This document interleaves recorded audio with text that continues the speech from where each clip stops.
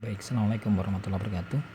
Kita akan melanjutkan materi tentang transistor MOSFET. Transistor MOSFET ini dari kata metal oxide, kemudian field effect silikon, metal oxide silikon, field effect transistor. Ya, itu dari halaman 356 sampai halaman 337. Baik, di MOSFET ini nanti pada gerbang atau gate atau G-nya, kaki gerbang atau gate atau G-nya itu didesain itu diisolasi dari saluran. Jadi ada pelapisnya supaya tidak terhubung. Ada lapisan tipisnya untuk mengisolasi gerbangnya itu atau gate-nya itu. Kemudian gerbang yang diisolasi tadi itu dengan menggunakan bahan SiO2 tipis, lapisan tipis SiO2. Oke. Di MOSFET sendiri ada dua tipe, yaitu tipe pengosongan dan tipe peningkatan. Nah, yang pertama adalah tipe pengosongan. Ini adalah gambar untuk skema dari MOSFET. Nah, ini ada gate, kemudian ini bahan silikonnya yang saya arsir hitam. Gate itu G, kemudian drain itu D, kemudian S itu adalah source-nya. Kalau di buku itu drain itu penguras, gate itu gerbang, source itu sumber. Dan ini ada substrat. Jadi kakinya nanti ada 4 ya. Yang kaki drain, gate dan source, dan ada kaki substrat. Oke, di sini MOSFET dengan saluran N. Ini kan salurannya itu, ini saluran ya. N itu saluran. Kemudian saluran ini dengan daerah P itu di sebelah kanan, ini daerah P di sebelah kanan saluran, dan gerbang terisolasi di sebelah kiri. Nah, ini gerbang terisolasi. Ini isolasinya dari SiO2 di sebelah kiri dari sebuah skema atau sebuah ruangan. Kemudian elektron bebas itu nanti mengalir dari source ke drain melalui saluran. Nah, ini dari source menuju drain melalui saluran. Saluran ini dibatasi oleh daerah P. Nah, ini pembatasan daerah P atau daerah substrat itu. Pada daerah P ini adalah ada daerah pengosongan. Jadi nanti di daerah P nanti di sini ada daerah pengosongan. Daerah pengosongan ini yang bisa melebar dan menyempit. Nah, kemudian yang pertama adalah ragam pengosongan dulu. Nah, ini pengosongan ini yaitu diberi yang namanya suatu tegangan VGG itu yang dibias balik. Jadi negatifnya dikenakan ke kaki gate-nya, kemudian positif VDD-nya dikenakan kaki drain-nya. Kemudian kaki source dengan kaki substrat digabung jadi satu. Nah, kemudian ini SiO2-nya. Ini substrat P-nya. Kemudian di sini bisa dikatakan nanti jika makin negatif daerah gerbang, jadi nanti kalau misalkan ini dikenakan negatif kan otomatis di gerbang ini akan negatif ya, akan semakin negatif.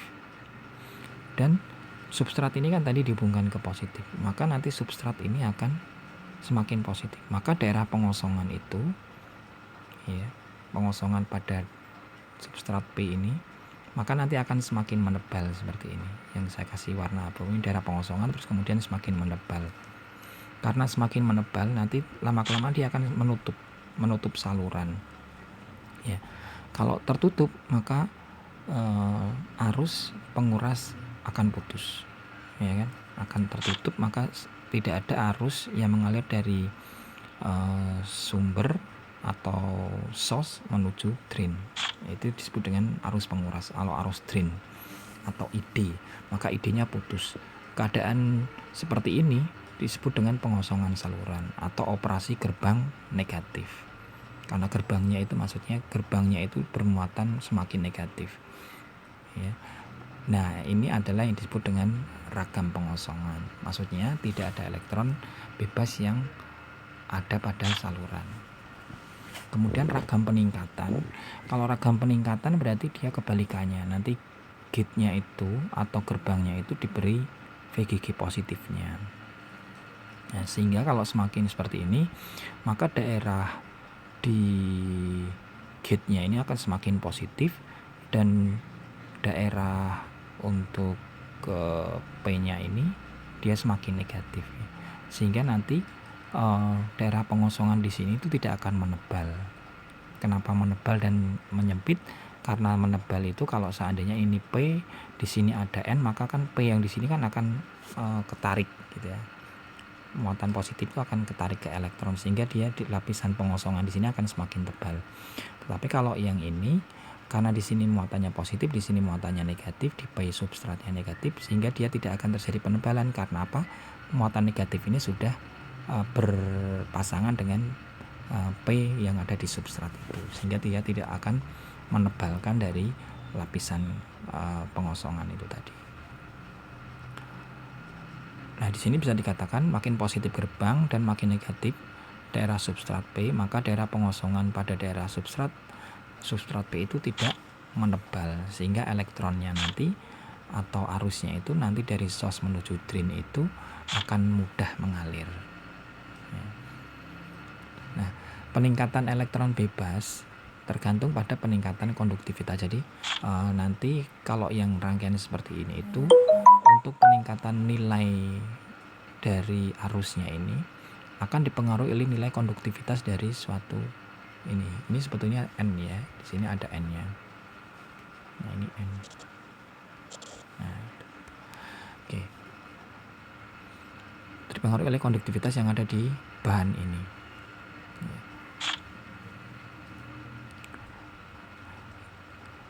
Nilai konduktivitas pada saluran. Nah, operasi ini dikenal dengan operasi gerbang positif. Kalau tadi kalau dia menyempit, maka dia disebut dengan operasi gerbang negatif. Kalau dia lapisan pengosongannya itu tidak menebal, maka disebut dengan operasi positif, atau yang disebut dengan di sini adalah ragam peningkatan. Lengkungan penguras, maksudnya lengkungan penguras itu adalah lengkungan untuk arus drain, ya, penguras drain. Oke, di sini menurut grafik, ya, kalau kalian lihat di sini ada VGS, kemudian ada ID, kemudian ini grafiknya seperti ini ya, dia melengkung karena melengkung ini, ya. Terus dari sini bisa kalian lihat, ya, dari gambar dapat dilihat jika VGS-nya itu nanti bernilai plus, ya, ini bernilai plus, maka ID akan semakin besar, ya kan? Kalau plus maka ID-nya semakin besar. Kenapa? Karena tadi tidak terjadi lapisan pengosongan tidak menebal, sehingga arusnya bisa mengalir.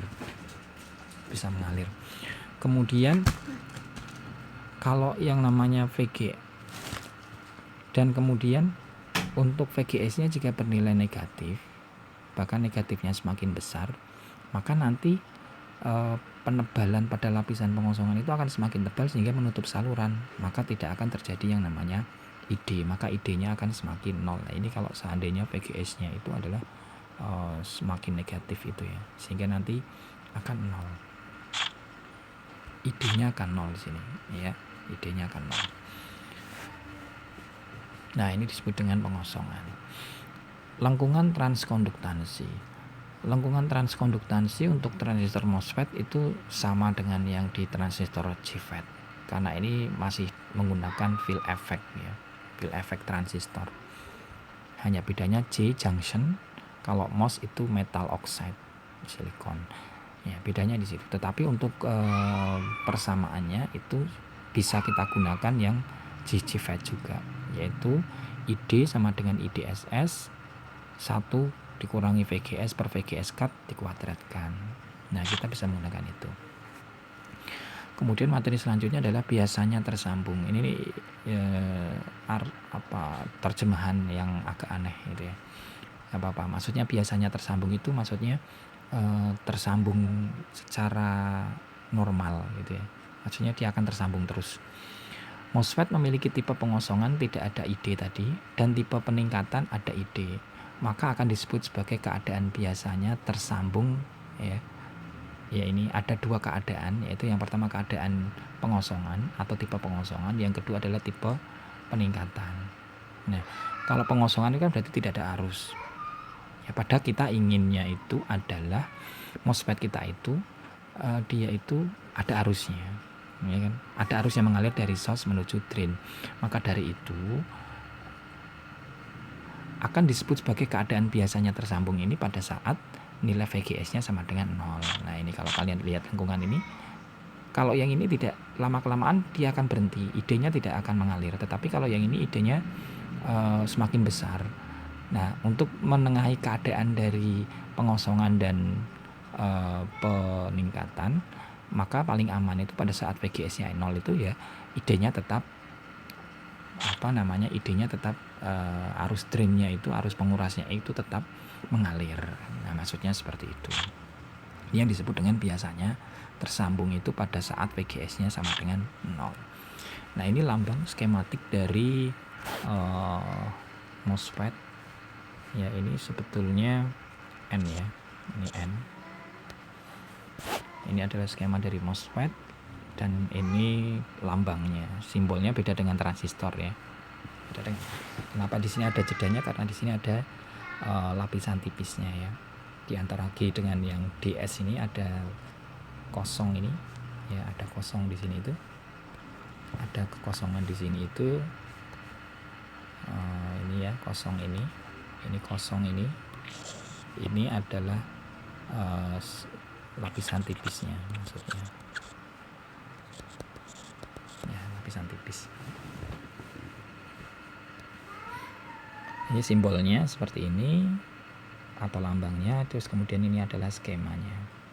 Ada kaki drain, ada kaki source, ada kaki D. D drain, G gate, S source, dan kemudian ada kaki substratnya. Nah, ini kan sama. Kemudian pengaturan prategangan MOSFET tipe pengosongan. Nah, berarti lambang tipe pengosongan itu ini digabung ya, bisa digabung seperti ini. Nah, ini rangkaian tipe pengosongannya. Pada rangkaian pengaturan prategangan tipe pengosongan itu berlaku VGS-nya sama dengan 0 dan ID-nya sama dengan IDSS. Ya, ini untuk membahas tentang ini prategangan MOSFET tipe pengosongan ini ya. Berarti syaratnya adalah yang pertama adalah VGS-nya sama dengan 0, ID-nya sama dengan IDSS. Nah, nanti sehingga tegangan pengurasnya akan sama dengan VDS sama dengan VDD min IDSS kalikan RD. Ini adalah persamaannya kan hampir sama dengan yang di GFET ya. Kemudian pemakaian MOSFET tipe pengosongan. Maksudnya tipe pengosongan itu biasanya digunakan untuk apa saja. Penguat MOSFET mempunyai kesamaan dengan penguat JFET, sehingga analisis AC-nya nanti itu untuk rangkaian transistor MOSFET dengan transistor JFET itu sama. Ya, misalnya untuk mencari bati tanpa tegangan, untuk JFET itu sama dengan A sama dengan min GM per RD. Dan untuk mencari impedansi keluarannya seper GM. Nah, berarti MOSFET juga menggunakan ini sama. Pemakaian MOSFET tipe pengosongan adalah gerbang dual atau dual gate. Ya, atau dual gate.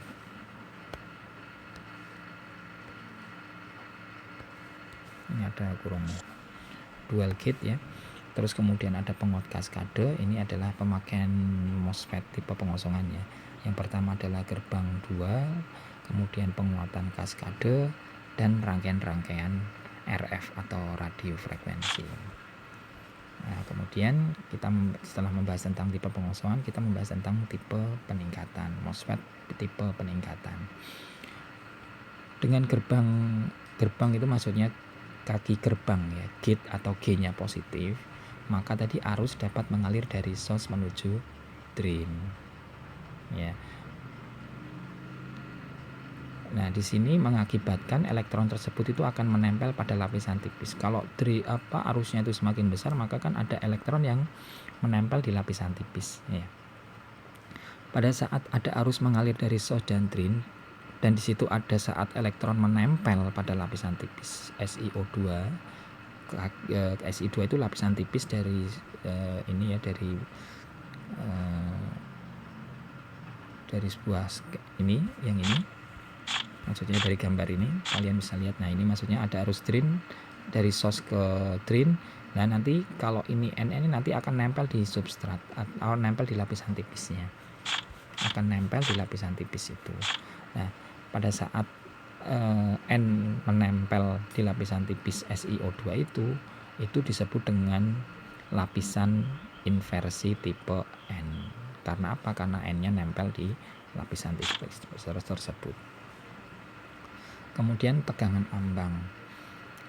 VGS minimum dapat menciptakan lapisan tipis tipe N, disebut dengan tegangan ambang. Jadi tegangan ambang itu maksudnya tegangan yang masih bisa untuk mengalirkan arus drain. Ya. Ini bisa dikatakan seperti ini. Bila VGS-nya kurang dari VGS ambang, maka arusnya yang mengalir akan sama dengan 0. Tidak ada arus yang mengalir dari source ke drain. Ya kan?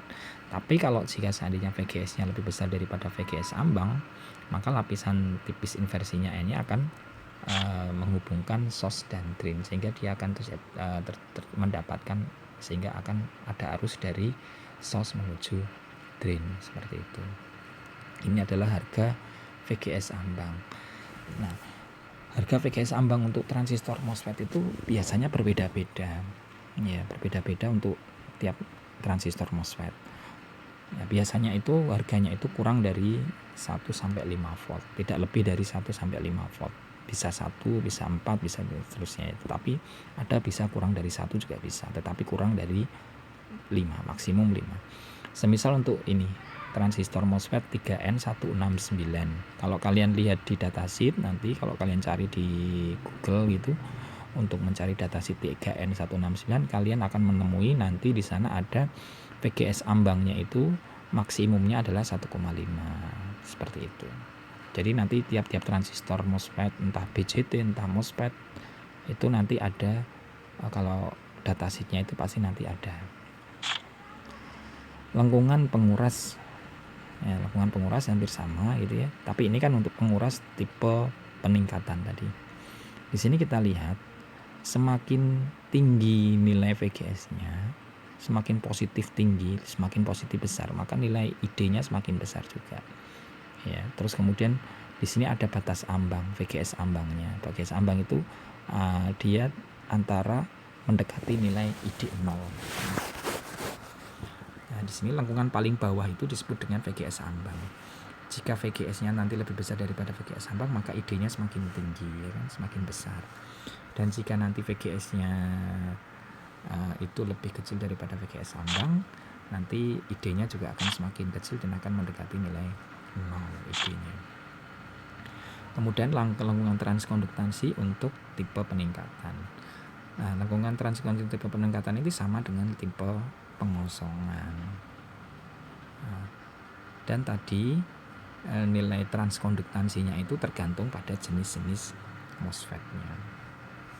Nah, ini ID itu sama dengan K kali VGS min VGS ambang dikuadratkan. Nah, ini K-nya itu adalah tadi tetapan konduktivitas dari suatu transistor. Sebagai contoh ini, untuk gambar 13 9C elemen 363. Jika ID-nya 8 mili, kemudian VGS, ini di buku ada kata on-nya ya. 8 mili, VGS-nya katakan 5 mili, 5 volt, VGS ambangnya 3 volt, maka kalau kita masukkan di persamaan yang di atas itu akan kita dapatkan K-nya adalah besarnya 0,002. Sehingga persamaan transkondutasi pada gambar soal 13.9 gitu ya, titik 9 tadi itu ID sama dengan 0,092 kalikan VGS min VGS ambang dikuadratkan. Oke, nah ini lambang skematik untuk VGS tipe peningkatan. Ya, positifnya dikenakan ke gate. Kalau yang pengosongan berarti negatifnya dikenakan ke gate, seperti itu. Ini adalah tipe N karena dia mengarah, tanda panahnya mengarah ke dalam, itu berarti nanti tipe N. Kalau nanti mengarahnya keluar berarti nanti tipe P. Ini adalah seperti di BJT itu ada tipe NPN dan tipe PNP. Tapi kalau yang di tipe peningkatan MOSFET tipe peningkatan itu ada tipe N dan tipe P, bukan PNP, bukan NPN, tetapi tipe P dan tipe N, seperti itu. tegangan gate source maksimum. Tegangan gate source maksimum itu berarti VGS. Tegangan gate source maksimum pada transistor MOSFET mempunyai nilai yang berbeda-beda. Ya. Di masing-masing tipe transistor MOSFET itu nilainya VGS berbeda-beda. Misal sebagai contoh 2N3796 itu mempunyai VGS-nya, kalau dari datasheet kalian buka itu mempunyai maksimumnya plus 30 sampai minus 30. Jika bila VGS-nya itu nanti nilainya melebihi dari 30 volt, maka nanti lapisan tipisnya itu akan rusak atau akan jebol, akan rusak, sehingga transistor MOSFET tersebut 2N379 tersebut rusak. Nah, untuk menghindari kerusakan pada lapisan tipis SiO2 itu, pada saat kenaikan VGS tadi itu biasanya itu memasang dioda Zener, ya. Dioda Zener yang diparalel dengan gate dan source tadi. Nah, misal untuk transistor 2N379 tadi memiliki nilai VGS 30 volt, maka nanti kalian memasang Zenernya itu adalah yang 30 volt. Ya. Dioda Zener kan untuk menstabil tegangan, sebagai regulator juga bisa dia. Oke, jika seandainya VGS-nya nanti melebihi batas VGS-nya, misalkan 30 volt melebihi batas 30, maka yang rusak tidak lapisan tipisnya, tetapi adalah dioda Zener-nya dulu. Nah, kalau dioda Zener kan harganya lebih murah dibandingkan MOSFET-nya. Kalau MOSFET-nya itu relatif mahal, sehingga eman-eman kan kalau seandainya rusak, sehingga kita pasang Zener. Jadi kalau terjadi kenaikan nilai VGS melebihi VGS maksimumnya, yang rusak tidak langsung MOSFET-nya, tetapi adalah Zener-nya terlebih dahulu. Kemudian materi selanjutnya adalah pengaturan prategangan pada MOSFET tipe peningkatan. Untuk meningkatkan arus, maka VGS-nya itu lebih besar dari VGS ambangnya. Tadi di grafikan sudah ketahuan kalau nilai VGS-nya itu semakin positif besar, maka nanti lebih VGS ambang, maka ID-nya juga semakin besar. Nah, di sini untuk mendapatkan hal tersebut digunakan prategangan pembagi tegangan bisa.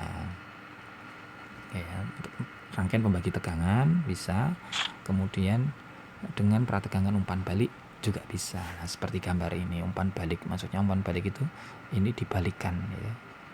Dibalikan dari gate itu dibalikan ke drain.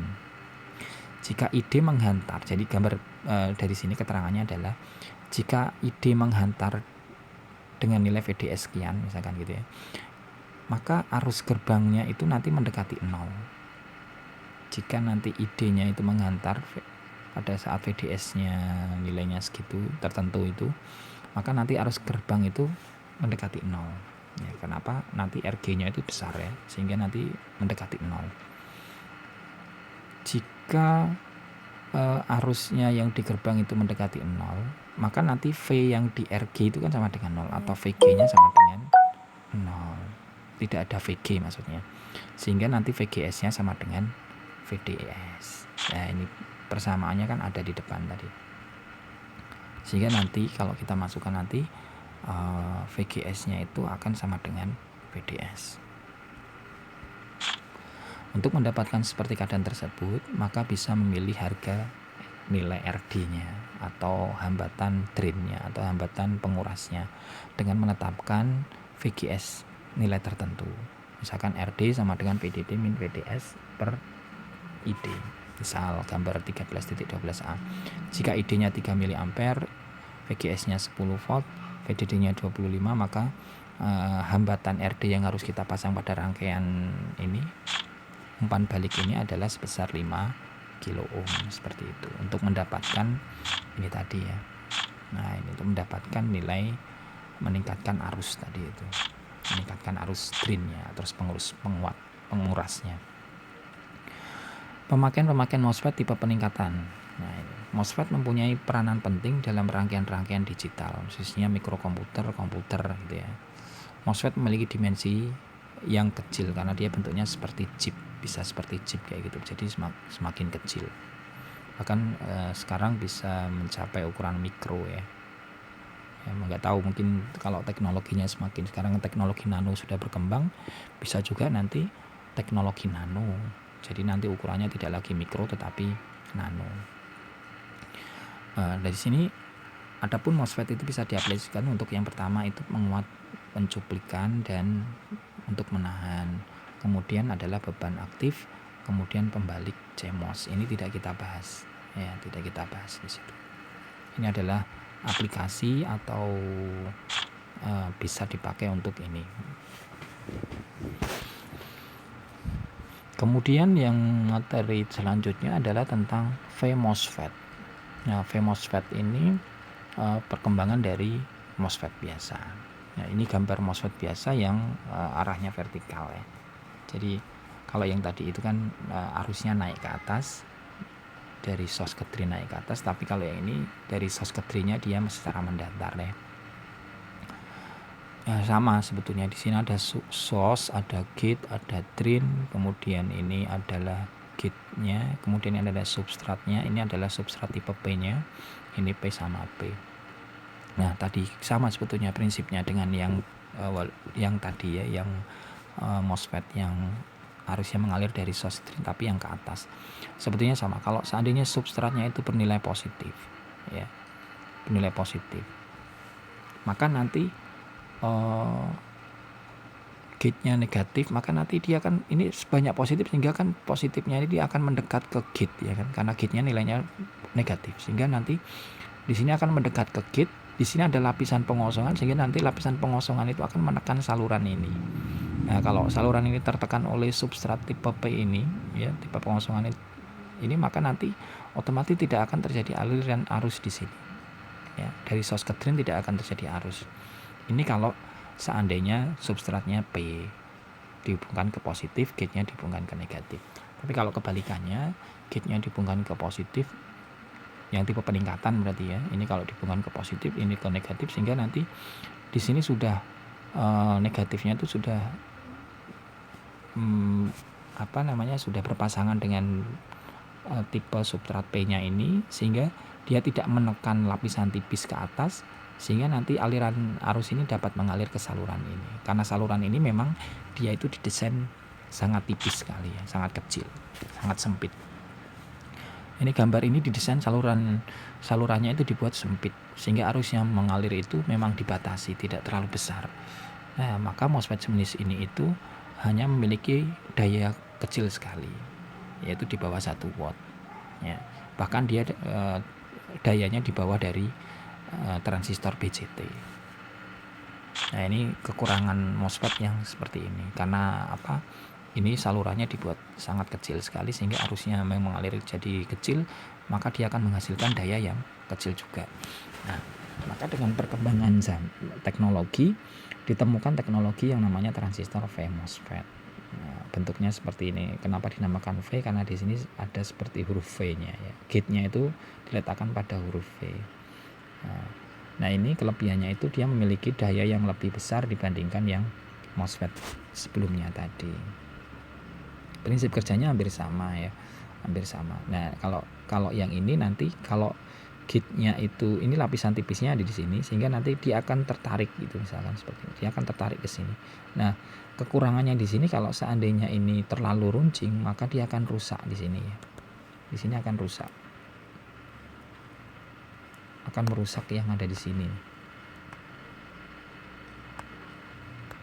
Nah, ini akan rusak dan akan jebol kalau seandainya nanti istilahnya gate-nya itu tadi terlalu berharga positif gitu ya, sehingga nanti dia akan tertekan. Kalau negatif ya, kalau negatif gate-nya dihubungkan negatif, maka dia akan menekan sehingga akan semakin melebar sehingga akan merusak dari ini ya, antara daerah pengosongan dengan ini lapisannya gate-nya itu dia akan rusak karena ini dari metal ya, dari metal sehingga akan merusak lapisan kosongnya, akan jebol sehingga akan rusak. Nah, itu kekurangannya, tetapi ini sudah didesain sedemikian rupa sehingga tidak akan terjadi seperti itu. Kemudian sekarang pemakaian V-MOSFET ini digunakan untuk menguat audio karena dia memiliki daya yang besar untuk menguat radio frekuensi. Nah, sekarang kalian pernah melihat HP, terus kemudian audio di HP, kemudian audio di laptop, kemudian kalian punya speaker aktif yang ukurannya kecil, nah itu semuanya karena dimensinya kecil maka dia bisa menghasilkan suara yang lumayan besar, maka dia itu bukan menggunakan transistor BJT tetapi dengan menggunakan yang tipe FET, entah dia MOSFET atau yang V-MOSFET. Nah, kelebihan V-MOSFET di sini adalah yang pertama, tidak ada pelenturan thermal, jadi tidak terpengaruhi oleh suhu. Ya suhu mempengaruhi sebetulnya, tetapi di sini sudah didesain sedemikian rupa sehingga suhu itu kalau suhunya meningkat dia tetap masih aman.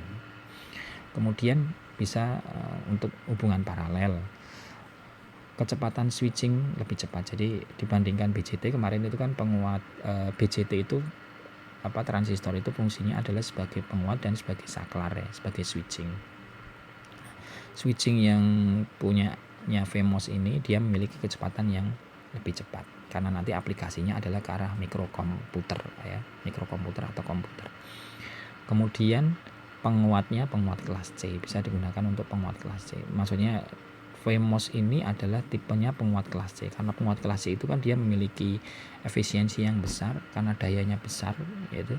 Nah, ini yang VMOS ini adalah sama dengan yang penguat transistor BJT yang tipe kelas C. Kemudian yang kelima adalah perantaraan atau sebagai interface.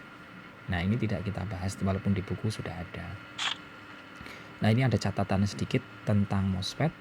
Nah, MOSFET ini, VGS MOSFET ini itu nanti memiliki nilai positif dan negatif. Kalau bernilai positif itu dia berarti adalah tipe peningkatan. Kalau nanti VGS-nya itu nanti negatif berarti tipe pengosongan, seperti itu. Kemudian yang kedua, MOSFET mempunyai impedansi yang tak berhingga. Karena ada lapisan tipis maka impedansinya itu di gate-nya atau di G-nya itu, RG-nya itu tak berhingga. Kalau tak berhingga maka nanti arusnya itu tidak akan bisa mengalir ke arus baliknya, tidak akan bisa mengalir karena terhambat oleh lapisan tipis. Ya otomatis nanti akan mengurangi draw yang sangat besar sekali. Draw-nya atau noise-nya itu nanti rendah. Nah, sekarang ini catatan JFET dan MOSFET BJT ya. Kaki JFET, baik JFET MOSFET itu kan dia kakinya ada drain, gate, dan source. Sebetulnya itu sama dengan kakinya BJT. Drain itu sama dengan kolektor ya, D sama dengan C, kemudian gate sama dengan basis, G sama dengan B, source S sama dengan emitter E. Nah, ini prinsipnya ini. Sehingga persamaan-persamaan yang digunakan di BJT itu hanya diganti dengan D, G sama S saja. Seperti itu. Sebagai contoh misal seperti ini. VC sama dengan VCC min ICRC. Ini kan untuk yang BJT. Kalau di FET itu maka VC-nya ganti D, VCC-nya diganti VDD, IC-nya diganti D, RC-nya diganti D. Kalau di sini mencari VE berarti VE min IERE berarti ya VS VSS ya, dikurangi IS kalikan RS, seperti itu dan lain sebagainya. Nah, ini yang bisa saya sampaikan untuk materi MOSFET. Nanti kalau ada yang kurang jelas silahkan ditanyakan melalui blog dan melalui grup WA. Saya cukupkan sekian untuk materi kuliah kita, selesai sampai bab ini. Saya cukupkan sekian. Assalamualaikum.